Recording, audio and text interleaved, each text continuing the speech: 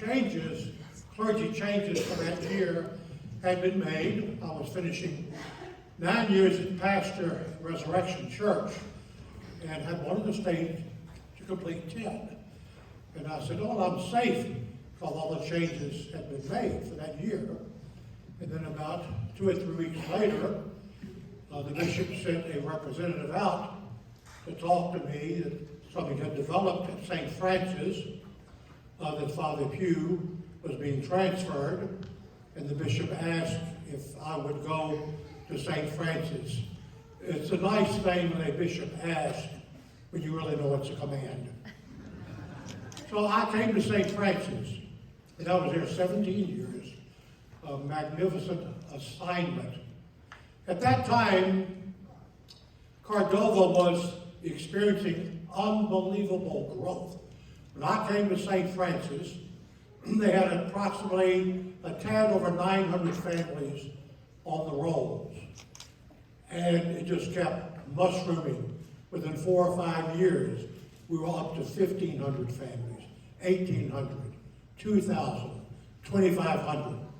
It became the largest parish in the diocese. But within a year or so after my arrival, a lot of people began to pound me about, are we going to have our own school?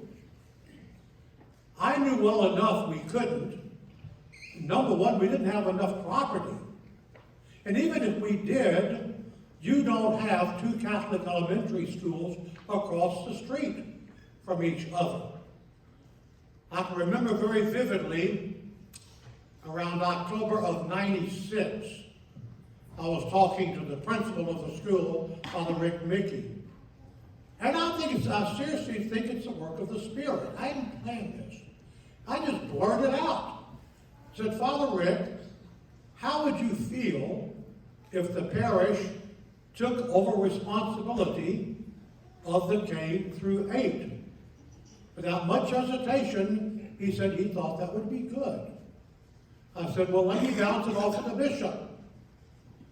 So a short time later, I approached Bishop Stein, and he was well aware of many families in this area wanting a school, and Bishop Stein immediately was in favor of this development.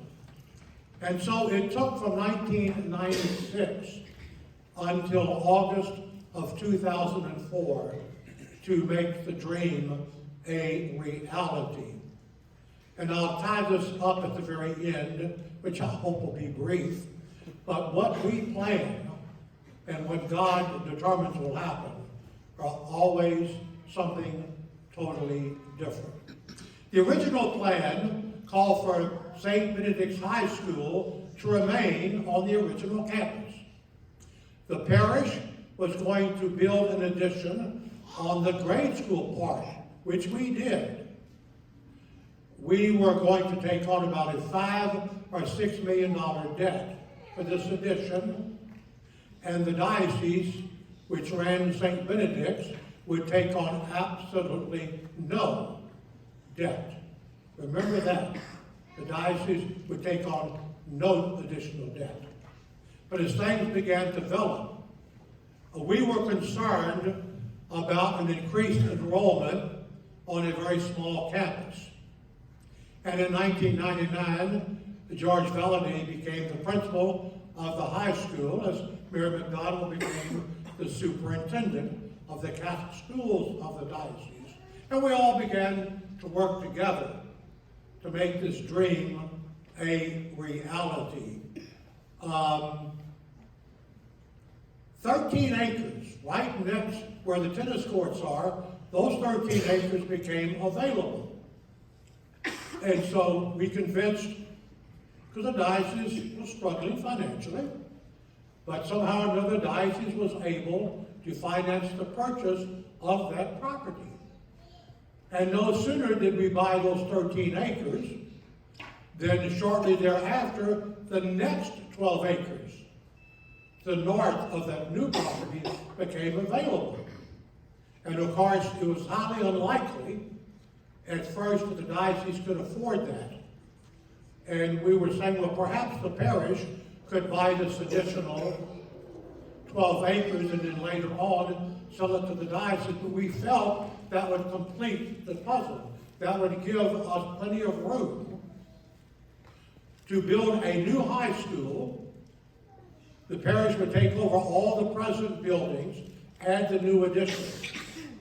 And of course, that is eventually what happened. I laugh, because Bishop Stein used to remind me, because to handle the debt in St. Benedict's was dependent upon 1,000 enrollment. Because you know what happened at the city schools. All of a sudden, all these surrounding municipalities began to build their own school districts. So Bishop Stein reminded me, he said, my responsibility was to support what y'all wanted to do in the parish at no additional debt to the diocese. Monsignor, that $25 million is your debt. I said, thank you very much. But I think it's a magnificent structure.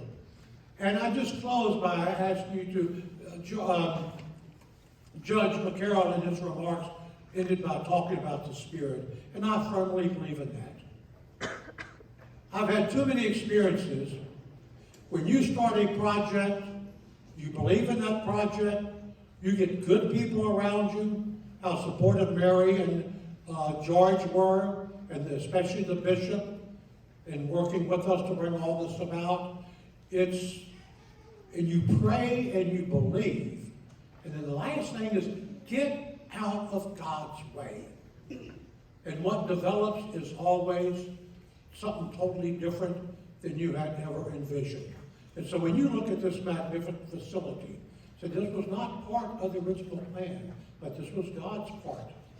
And I'm so honored and blessed to have had a part to play in what became St. Francis Elementary School and a brand new facility for St. Benedict. I'll simply close with this award I accepted lovingly, not as an ego trip, but an award like this reminds me that something that I was passionate about, something I truly believed in, and I worked hard with others to help bring this about. It affirms and confirms what I truly believe in faith.